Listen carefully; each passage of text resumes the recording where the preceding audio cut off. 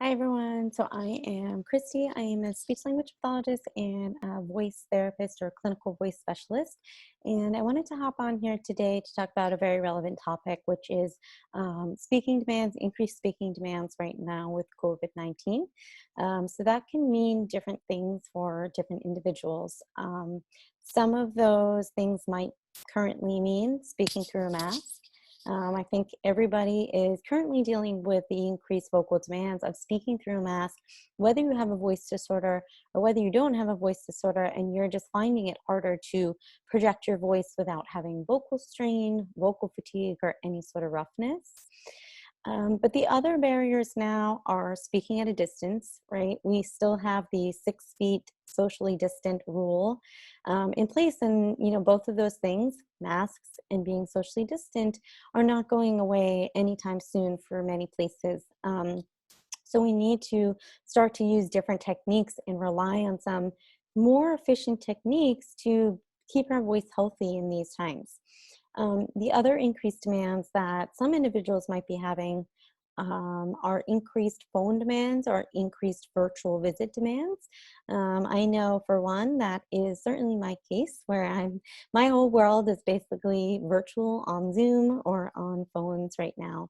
And when it's not, I am in a mask, in an N95, and speaking to people also who are have to be 6 feet away from me. So I understand, the difficulty of that. And I am also somebody who deals with a chronic voice disorder myself. So I have spasmodic dysphonia myself. It is a chronic neurological voice disorder.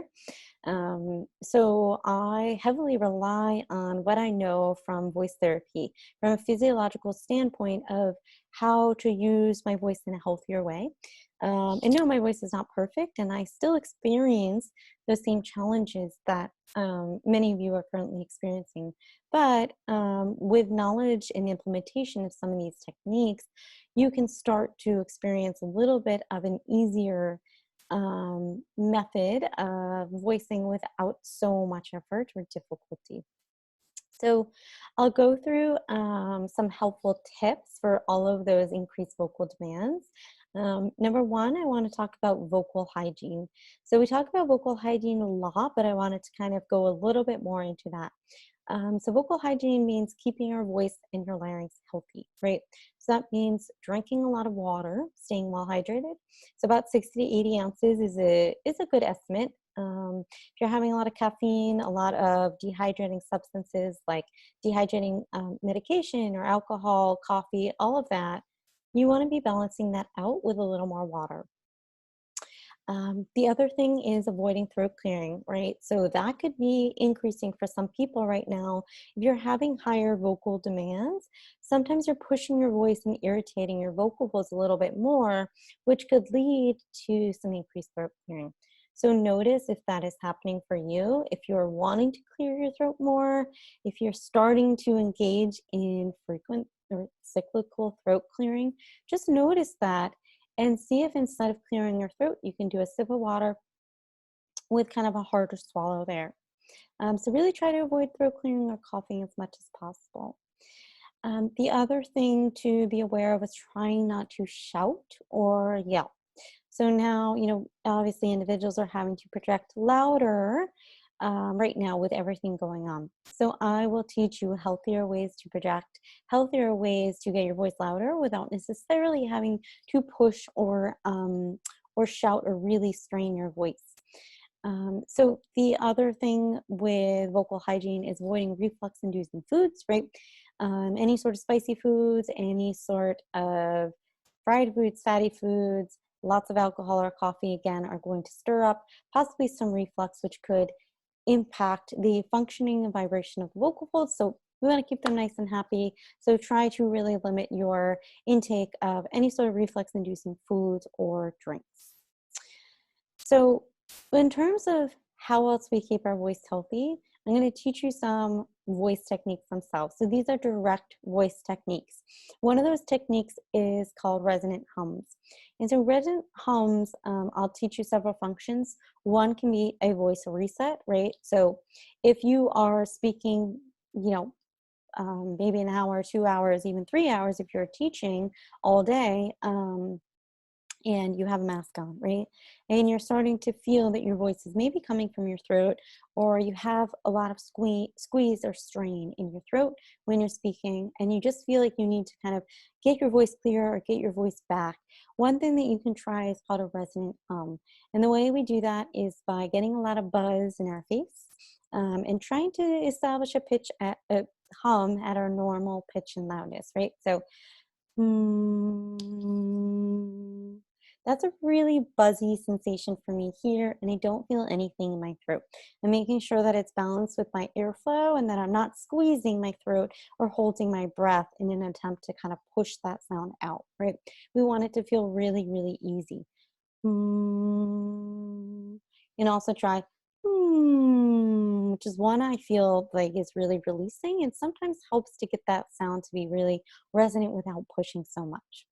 So you can try to do these hums in between whatever you have to do. So in between classes, in between meetings, in between presentations, whatever you're doing, whether you have a mask on, whether you're speaking virtually, you want to be constantly resetting your voice and putting it in a really, really efficient pattern of vibration. Okay, and that's what that resonant hum can do.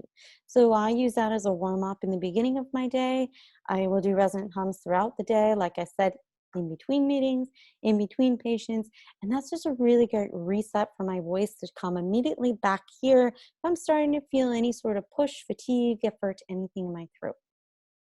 The other great technique I love is straw phonation. So some of you may have seen me demonstrate this before, but what we want to do is take the straw here, put it in between your lips, and you're going to make a really buzzy sound. Mm. Same thing, you're trying to get that same sort of resonant hum, but now you're just doing it through the straw. The dynamics of having it through the straw actually changes the configuration of your vocal tract, makes it a really, really efficient production pattern because number one, you're elongating the vocal tract. This is a function of elongation of your vocal tract, so it lengthens it. And then you're also blowing through, having your sound travel through a narrow tube, right, which is the straw, which changes the way the sound is vibrating and changes the amplification and efficiency of the sound. If you blow through some water and do the same thing,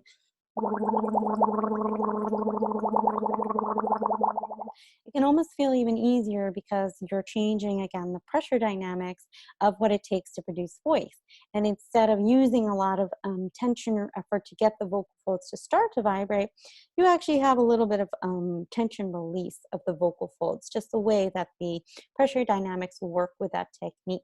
So I do this one. I love this technique, so I do it as a warm up again. And this is the one I heavily rely on personally for my voice because it immediately brings me back up here and allows me to feel that kind of ease. And if I have any gripping in my throat whatsoever that's starting, it immediately kind of releases that for me.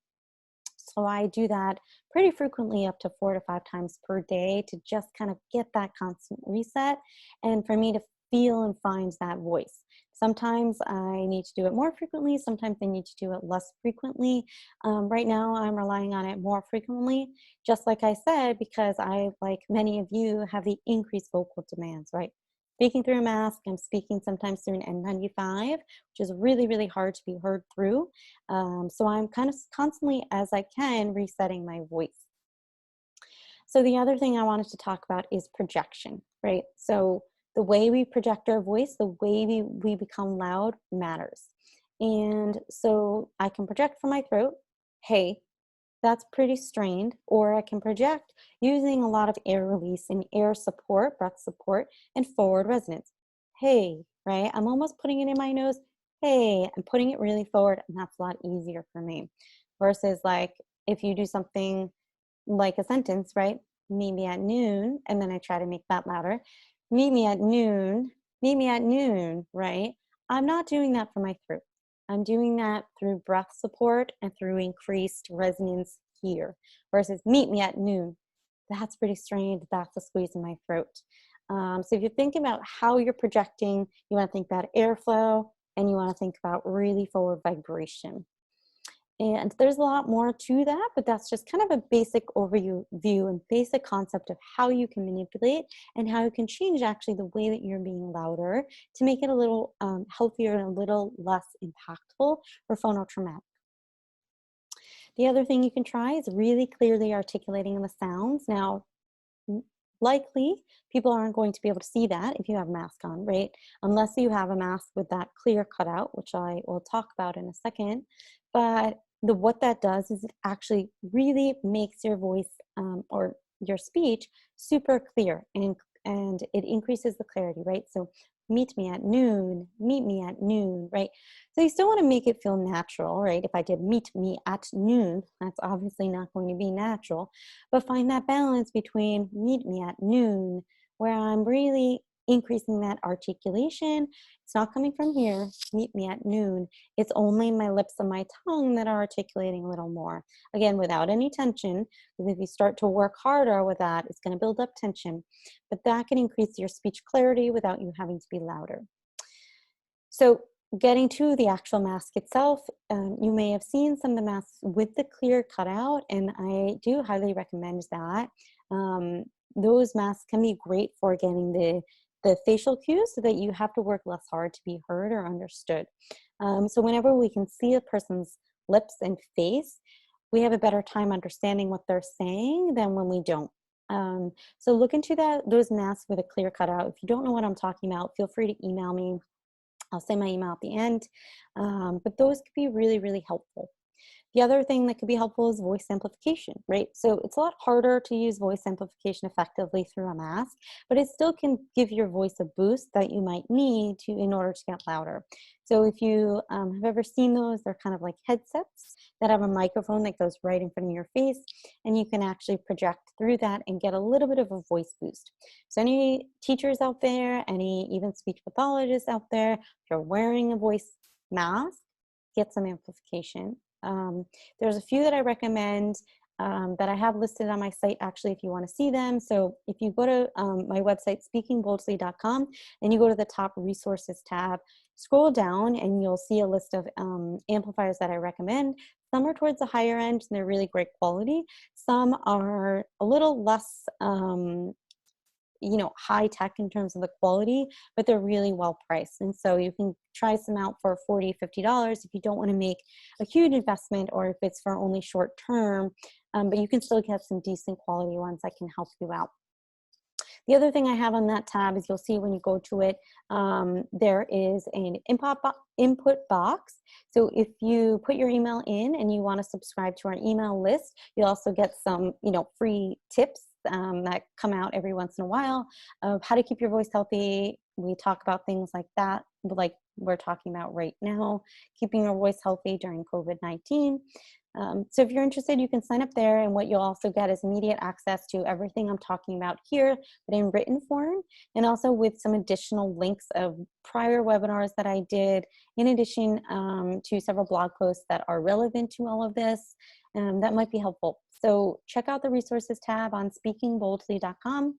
And again, if you have any questions about this, email me, please, info@speakingboldly.com. I'm happy to answer any of your questions, direct you to the right amplifier for what you need, answer questions about the masks that I spoke about, or, if you have specific voice difficulties and you're not sure exactly what the best strategy is for you, please feel free to reach out to me. I'm always happy to answer anybody's questions. I'm happy to help anybody out as I can.